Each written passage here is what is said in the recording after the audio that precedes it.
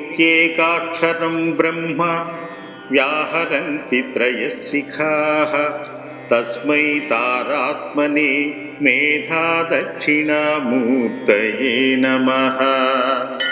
नत्वायं मुनयः सर्वे परं यान्ति दुरासदं नकाररूपिणे मेधादक्षिणामूर्तये नमः। मोहजालविनुर्मुक्तो ब्रह्मविद्याति यत्पदं मोकाररूपिणे मेधादक्षिणामूर्तये नमः। भवमाश्रित्ययं विद्वान् न भवो ह्यभवत्परः भकाररूपिणे मेधादक्षिणामूर्तये नमः। गगनाकारवद्भान्त मनुभाच्याखिलं जगत् गकाररूपिणे मेधादक्षिणामूर्तये नमः। वटमूलनिवासायो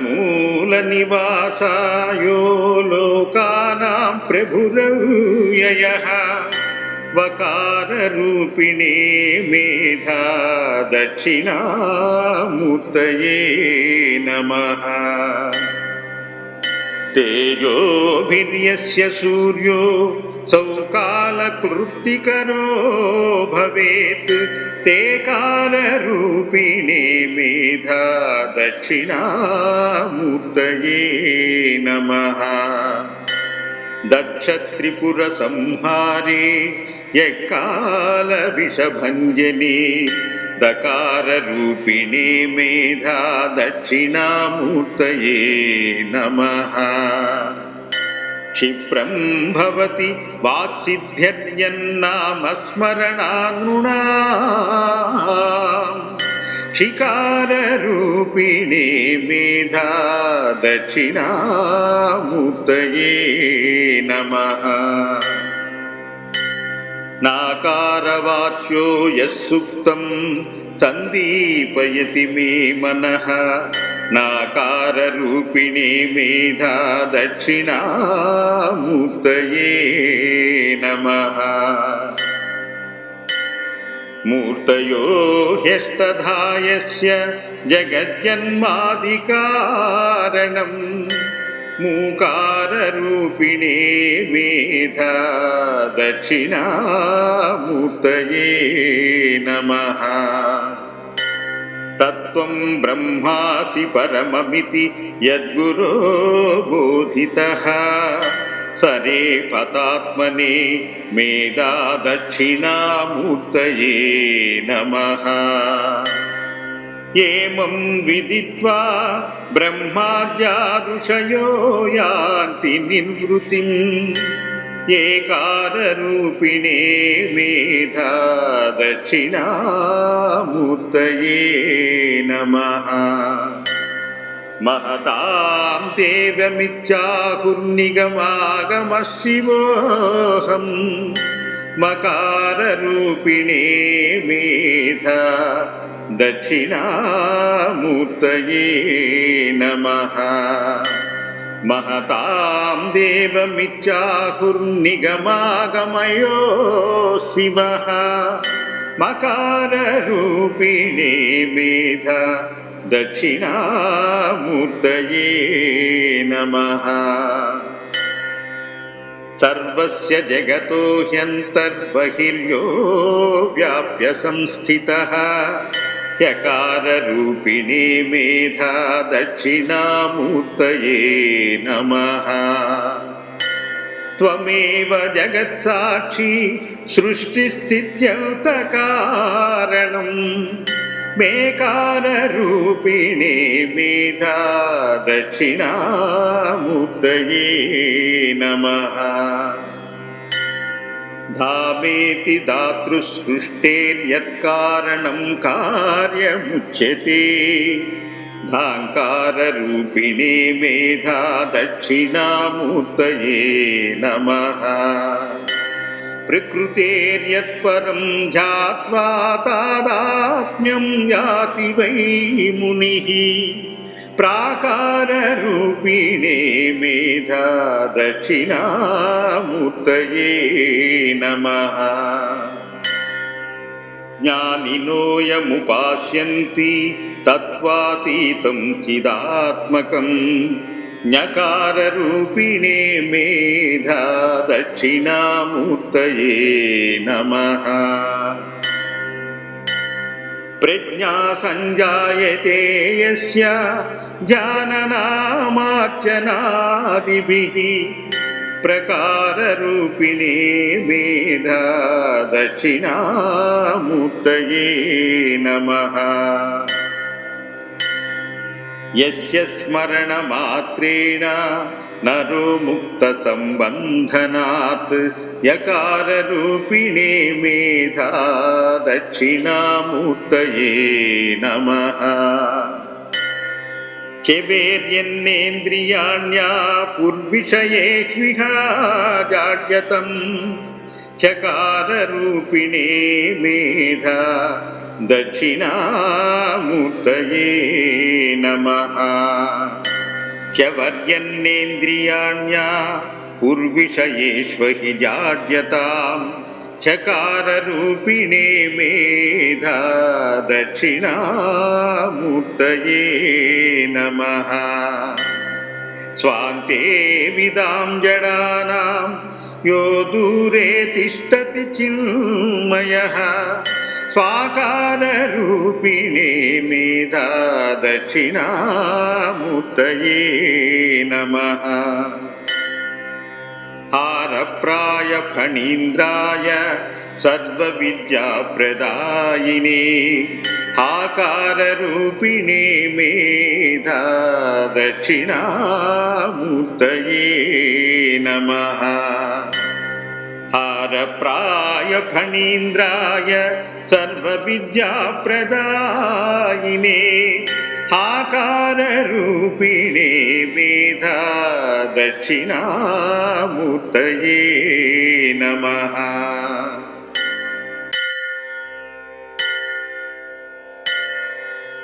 ओमित्येकाक्षरं ब्रह्म व्याहरन्ति त्रयशिखाः तस्मै तारात्मने मेधा दक्षिणामूर्तये नमः। नत्वायं मुनयः सर्वे परं यान्ति दुरासदं नकाररूपिणे मेधा दक्षिणामूर्तये नमः। मोहजालविनुर्मुक्तो ब्रह्मविद्याति यत्पदं मोकाररूपिणे मेधा दक्षिणामूर्तये नमः। भवमाश्रित्ययं विद्वान् न भवो ह्यभवत्परः भकाररूपिणे मेधा दक्षिणामूर्तये नमः। गगनाकारवद्भान्त मनुभाच्याखिलं जगत् गकाररूपिणे मेधा दक्षिणामूर्तये नमः। वटमूलनिवासायो लोकानां प्रभुरव्ययः वकाररूपिणे मेधा दक्षिणामूर्तये नमः। तेजोभिर्यस्य सूर्यो सौकालकृत्तिकरो भवेत् ते कालरूपिणे मेधा दक्षिणामूर्तये नमः। दक्षत्रिपुरसंहारे यत्कालविषभञ्जने दकाररूपिणे मेधा दक्षिणामूर्तये नमः। क्षिप्रं भवति वाक्सिद्ध्यन्नामस्मरणान्नृणाम् शिकाररूपिणे मेधा दक्षिणामूर्तये नमः। नाकारवाच्यो यः सुप्तं सन्दीपयति मे मनः। नाकाररूपिणे मेधा दक्षिणामूर्तये नमः। मूर्तयो ह्यस्तधा यस्य जगज्जन्मादिकारणम्। मूकाररूपिणे मेधा दक्षिणामूर्तये नमः। तत्त्वं ब्रह्मासि परममिति यद्गुरो बोधितः। सरे पतात्मने मेधा दक्षिणामूर्तये नमः। एवं विदित्वा ब्रह्माद्यादृशयो यान्ति निर्वृतिम्। एकाररूपिणे मेधा दक्षिणामूर्तये नमः। महतां देवमित्याहुर्निगमागमः शिवोऽहम्। मकाररूपिणे मेधा दक्षिणामूर्तये नमः। महतां देवमित्याहुर्निगमागमयो शिवः। मकाररूपिणे मेधा दक्षिणामूर्तये नमः। सर्वस्य जगतो ह्यन्तर्बहिर्यो व्याप्य संस्थितः। यकाररूपिणे मेधा दक्षिणामूर्तये नमः। त्वमेव जगत्साक्षी सृष्टिस्थित्यन्तकारणम्। मेकाररूपिणे मेधा दक्षिणामूर्तये नमः। धामेति धातृसृष्टेर्यत्कारणं कार्यमुच्यते। धाङ्काररूपिणे मेधा दक्षिणामूर्तये नमः। प्रकृतेर्यत्परं ध्यात्वा तादात्म्यं याति वै मुनिः।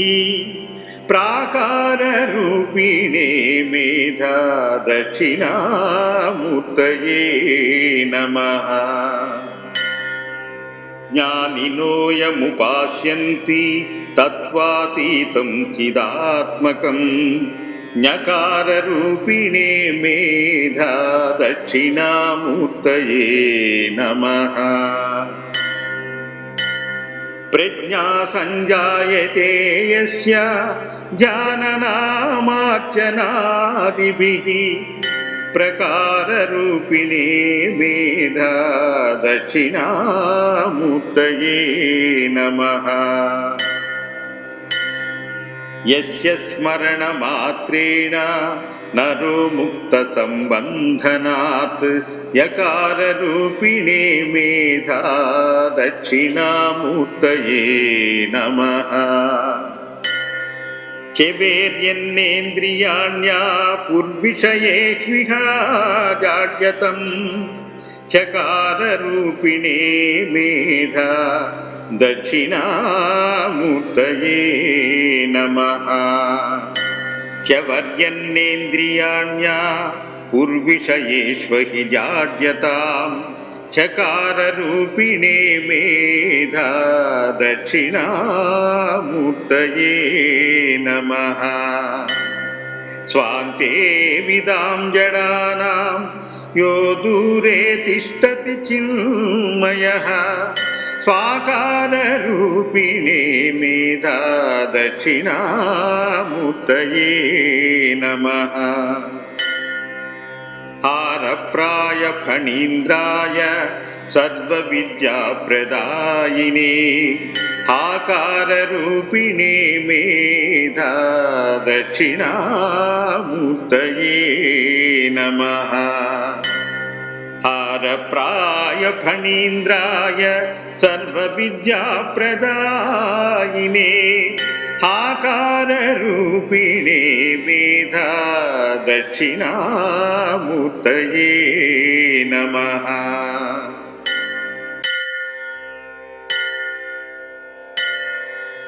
ओमित्येकाक्षरं ब्रह्म व्याहरन्ति त्रयशिखाः तस्मै तारात्मने मेधा दक्षिणामूर्तये नमः।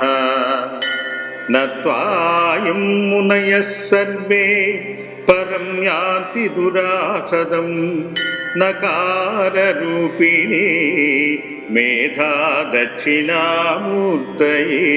नमः। मोहजालविनुर्मुक्तो ब्रह्मविद्याति यत्पदं मोकाररूपिणे मेधा दक्षिणामूर्तये नमः।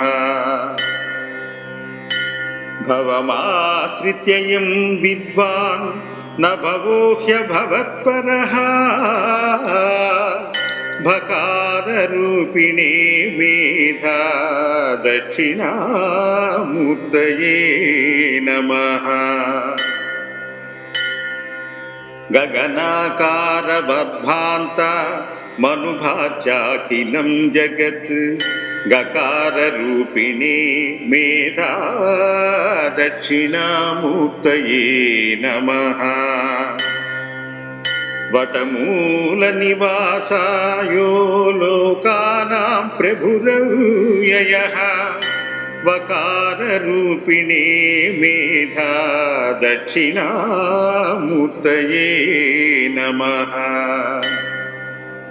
तेजोभिर्यस्य सूर्यो सौकालकृत्तिकरो भवेत् ते कालरूपिणे मेधा दक्षिणामूर्तये नमः। दक्षत्रिपुरसंहारे यत्कालविषभञ्जने दकाररूपिणे मेधा दक्षिणामूर्तये नमः। क्षिप्रं भवति वाक्सिद्ध्यन्नामस्मरणान्नृणाम् शिकाररूपिणे मेधा दक्षिणामूर्तये नमः। नाकारवाच्यो यः सुक्तं सन्दीपयति मे मनः नाकाररूपिणे मेधा दक्षिणामूर्तये नमः। मूर्तयो ह्यस्तधा यस्य जगज्जन्मादिकारणम् मूकाररूपिणे मेधा दक्षिणामूर्तये नमः। तत्त्वं ब्रह्मासि परममिति यद्गुरो बोधितः सरे पतात्मने मेधा दक्षिणामूर्तये नमः। एवं विदित्वा ब्रह्माद्या ऋषयो यान्ति निर्वृतिम् एकाररूपिणे मेधा दक्षिणामूर्तये नमः। महतां देवमित्याहुर्निगमागमः शिवोऽहम् मकाररूपिणे मेधा दक्षिणामूर्तये नमः। महतां देवमित्याहुर्निगमागमयो शिवः मकाररूपिणे मेधा दक्षिणामूर्तये नमः। सर्वस्य जगतो ह्यन्तर्बहिर्यो व्याप्य संस्थितः यकाररूपिणे मेधा दक्षिणामूर्तये नमः। त्वमेव जगत्साक्षी सृष्टिस्थित्यन्तकारणम् मेकाररूपिणे मेधा दक्षिणामूर्तये नमः। धामेति धातृसृष्टेर्यत्कारणं कार्यमुच्यते धाङ्काररूपिणे मेधा दक्षिणामूर्तये नमः। प्रकृतेर्यत्परं ध्यात्वा तादात्म्यं याति वै मुनिः प्राकाररूपिणे मेधा दक्षिणामूर्तये नमः। ज्ञानिनो यमुपास्यन्ति तत्त्वातीतं चिदात्मकं ञकाररूपिणे मेधा दक्षिणामूर्तये नमः। प्रज्ञा संजायते यस्य जाननामार्चनादिभिः प्रकाररूपिणे मेधा दक्षिणामूर्तये नमः। यस्य स्मरणमात्रेण नरो मुक्तसम्बन्धनात् यकाररूपिणे मेधा दक्षिणामूर्तये नमः। चेवेर्यन्नेन्द्रियाण्या पुर्विषयेष्विह जाड्यतं चकाररूपिणे मेधा दक्षिणामूर्तये नमः। चवर्यन्नेन्द्रियाण्या पुर्विषयेष्वहि जाड्यतां चकाररूपिणे मेधा दक्षिणामूर्तये नमः।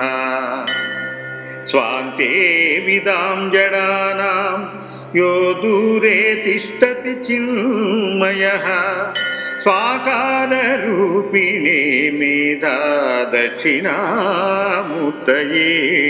नमः।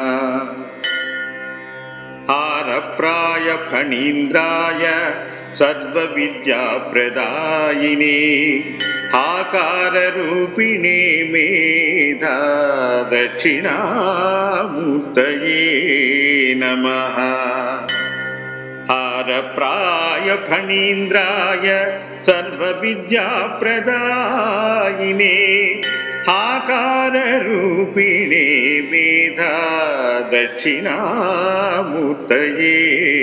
नमः। इति श्रीमेधा दक्षिणामूर्ति मन्त्रवर्णपदस्तुति सम्पूर्णम्।